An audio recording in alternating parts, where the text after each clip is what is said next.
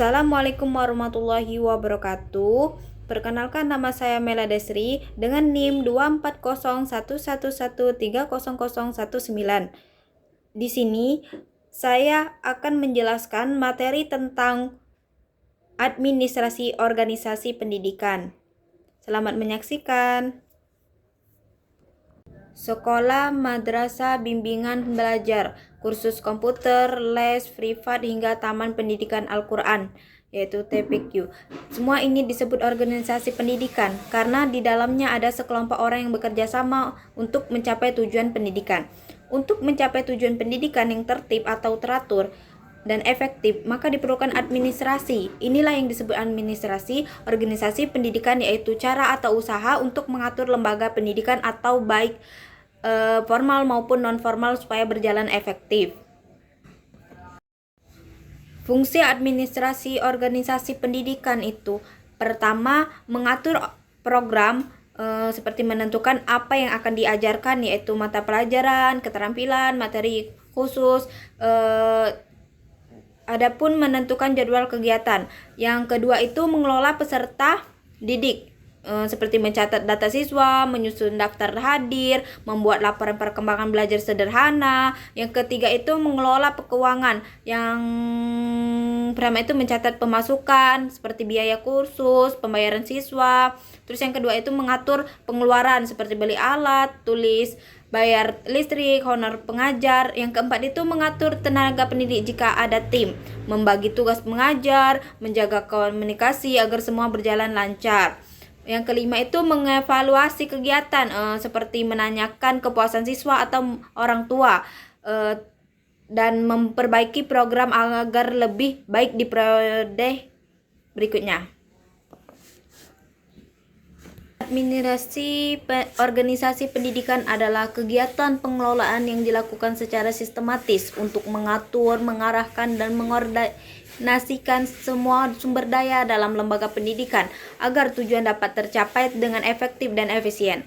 Administrasi tidak hanya sebatas pencatatan atau pengarsipan, melainkan mencakup perencanaan, pelaksanaan, pengawasan, serta evaluasi dari seluruh aktivitas pendidikan. Dengan adanya administrasi, sebuah lembaga pendidikan baik formal maupun non-formal dapat berjalan lebih teratur, tertib, dan terarah. Unsur-unsur administrasi organisasi pendidikan dalam sebuah organisasi pendidikan terdapat beberapa unsur penting yang saling berhubungan. Yang pertama itu program. Program itu adalah rencana kegiatan yang disusun untuk mencapai tujuan lembaga. Program biasanya dituangkan dalam kurikulum, jadwal belajar, atau kegiatan tahunan yang sudah dirancang. Yang kedua itu anggota, mencakup semua pihak yang terlibat dalam organisasi seperti peserta didik, pengajar, staf, administrasi, maupun pengelola lembaga. Yang ketiga itu keuangan, menjadi sumber pendukung jalannya program. Dana dapat berasal dari iuran siswa, bantuan pemerintah, sponsor, maupun sumber lain. Pengelolaan keuangan baik membuat organisasi lebih stabil. Yang keempat itu tenaga pengajar atau tim. Tenaga pengajar adalah ujung tombak kegiatan pendidikan. Selain itu, tim pendukung yang bertugas mengatur administrasi promosi atau koordinasi juga sangat dibutuhkan. Yang kelima, evaluasi. Evaluasi dilakukan untuk menilai sejauh mana program berhasil dijalankan. Hasil evaluasi menjadi dasar dalam memperbaiki dan mengembangkan program di masa mendatang. Contoh penerapan seperti bimbingan belajar privat. Sebuah lembaga bimbingan belajar privat dapat menjadi contoh penerapan administrasi organisasi pendidikan, seperti program. Bimbel menyusun program kelas intensif, persiapan ujian nasional dan UTBK dengan jadwal belajar teratur, modul cetak, serta target capaian tertentu. Program ini menjadi pedoman agar siswa memiliki arah belajar yang jelas. Yang kedua itu anggota. Anggota bimbel terdiri dari siswa sebagai peserta didik, tutor sebagai pengajar, dan pengelola sebagai pihak yang mengatur operasional lembaga. Semua pihak berperan sesuai tugas masing-masing untuk mencapai tujuan bersama. Keuangan. Dana bimbel berasal dari biaya kursus bulanan. Uang tersebut digunakan untuk membayar honor tutor, membeli modul pembelajaran, dan menyewa tempat belajar. Semua pemasukan dan pengeluaran dicatat dalam laporan keuangan sederhana agar transparan. Tenaga pengajar atau tim.